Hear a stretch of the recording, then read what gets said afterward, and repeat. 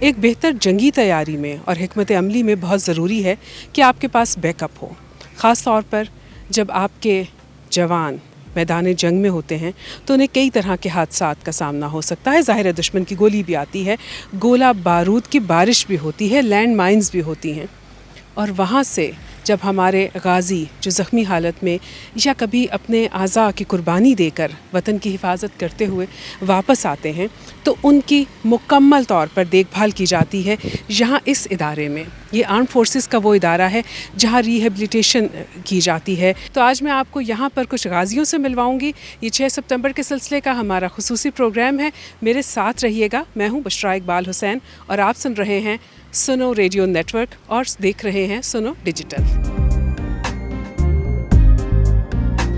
بلوچستان میں I D blast ہونے کی وجہ سے مجھے اپنے ایک ٹانگ گنوانا پڑی۔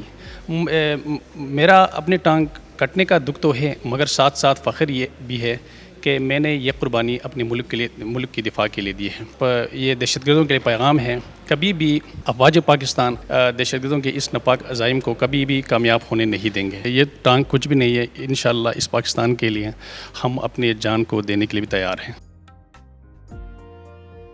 میں ایف سی بلوچستان میں وہاں سرچ آپریشن کے لیے گیا تھا۔ ہمارے ایک پوسٹ پر دہشت گردوں نے اٹیک کیا تو ہم ساتھ والے پوسٹ اس کی ہیلپ کرنے گئے، تو وہاں پہ ہم لوگوں نے کامیاب آپریشن کیا۔ واپسی پر آتے ہی مجھے مائن بلاسٹ ہوا، جس سے میری لیفٹ ٹانگ کٹ گئی گھٹنے سے نیچے، تو مجھے فوری طور پر ہیلی کاپٹر کے ذریعے CMH پنوکل پہنچایا۔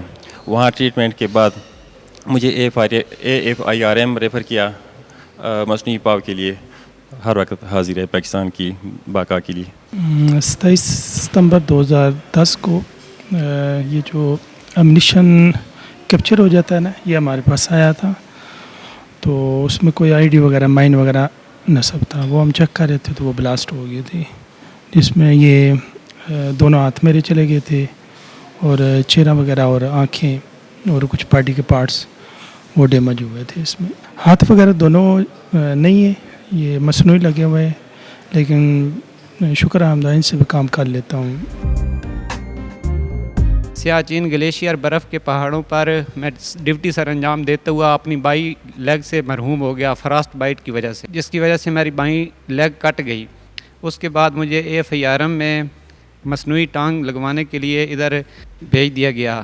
AFIRM والوں نے ہمیں صرف چلنے کے قابل نہیں بنوایا، بلکہ شروع میں ہمیں سپورٹس ڈائریکٹریٹ میں بھیج دیا۔ وہاں ہم نے اپنی گیم کی اور الحمدللہ اس مصنوعی ٹانگ کے ساتھ نیشنل گیم میں پارٹیسپیٹ کیا ہے، وہاں سے ہم نے میڈل بھی لیے ہیں اور انٹرنیشنل لیول پیرا اولمپکس گیم کے لیے بھی سلیکٹ ہوئے ہیں۔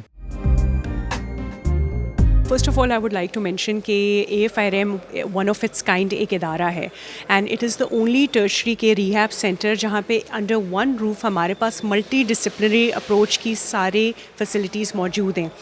AFIRM میں ہم لوگ کام کرتے ہیں ایز اے ٹیم۔ ہمارا جو ٹیم لیڈر ہوتا ہے that is a doctor which is a rehab specialist, اور ہماری ٹیم کے باقی ممبرز جو ہیں اس میں آتے ہیں ہمارے پاس physical therapist, occupational therapist, speech therapist, psychologist, prosthetist orthotist جو ان کو مصنوعی ٹانگیں لگا کے دیتے ہیں۔ اس کے علاوہ ہمارے پاس سوشل ورکرز ہوتے ہیں، اس کے علاوہ ہمارے پاس ریسیٹلمنٹ کا ایک ادارہ ہے وہ بھی۔ ہمارے پاس جو غازی بیسکلی یہاں پر آتے ہیں، ڈیفینیٹلی ایک ایڈجسٹمنٹ کا ایشو تو ہوتا ہے کہ وہ نئے سرے سے انہوں نے ایڈجسٹ کرنا ہوتا ہے اپنے آرٹیفیشل لمس کے ساتھ، لیکن ان کے حوصلے جو ہوتے ہیں وہ کافی بلند ہوتے ہیں، وہ بڑے پر امید ہوتے ہیں، اور ان کے اندر بہت ریزیلینس ہوتی ہے، جس کی وجہ سے وہ جلدی اس نئے چینج کے ساتھ بھی ایڈجسٹ کر جاتے ہیں۔ آزاد کشمیر میں ہماری یہ ٹانگ مائن بلاسٹ ہونے کی وجہ سے ہم ضائع ہو گئی تھی، تو ادھر سے ہم آئے، پھر کاریا میں ادھر ہمارا علاج چلا، پھر ادھر ہی آ گئے، ادھر مصنوعی ٹانگ لگ گئی ابھی۔ تو میں یہ ٹریلنگ کا کام اس لیے سیکھ رہا ہوں، ابھی ریٹائرمنٹ کے بعد ہم نے اپنے گھر کے لیے ہم نے کوئی یہ کام دکان کرنے، اپنا کام سب نے خود کر لیں، تو یہ ہمارے ٹانگ مزدور ہے، ہم اسی وجہ سے تھوڑا بھی ٹانگ لا کے تھوڑا ٹور پھیر سکتے ہیں۔ اگر میں جنرلی آپ کو بتاؤں کہ یہاں پہ کس طرح کی پروستھیسز بنائی جاتی ہیں تو ایک ٹرم میں اگر میں اس کو ڈیفائن کروں تو وہ ماڈولر کائنڈ آف پروستھیسز بنائی جاتی ہیں. جس طرح سے آپ نے باقی اداروں میں دیکھا ہوگا کہیں پہ کنونشنل پروستھیسز بنتی ہیں, کہیں پہ کس طرح کی بنتی ہیں, تو ہماری جو ٹیکنالوجی ہے اس کو آپ ماڈولر ٹیکنالوجی کہہ سکتے ہیں. جنگیں صرف اسلحے کے زور پر نہیں لڑی جاتی, اصل جنگ ہوتی ہے حوصلے کی, اور ہمارے غازی یہ ثابت کرتے ہیں میدان جنگ میں کیسا بھی مارکا ہو, جب وہ واپس آئیں گے تو ان کے حوصلے اتنے ہی بلند ہوں گے جتنے جاتے ہوئے تھے, اور اسی لیے دشمن پاک فوج سے آج بھی کانپتا ہے. پاکستان ڈیفنس ڈے کے سلسلے کا یہ خصوصی پروگرام آپ نے سنا اور دیکھا. سنو ڈیجیٹل اور سنو ریڈیو نیٹ ورک پر. آپ ہمارے چینلز کو سبسکرائب کیجئے اور ہمارے ساتھ رہیے.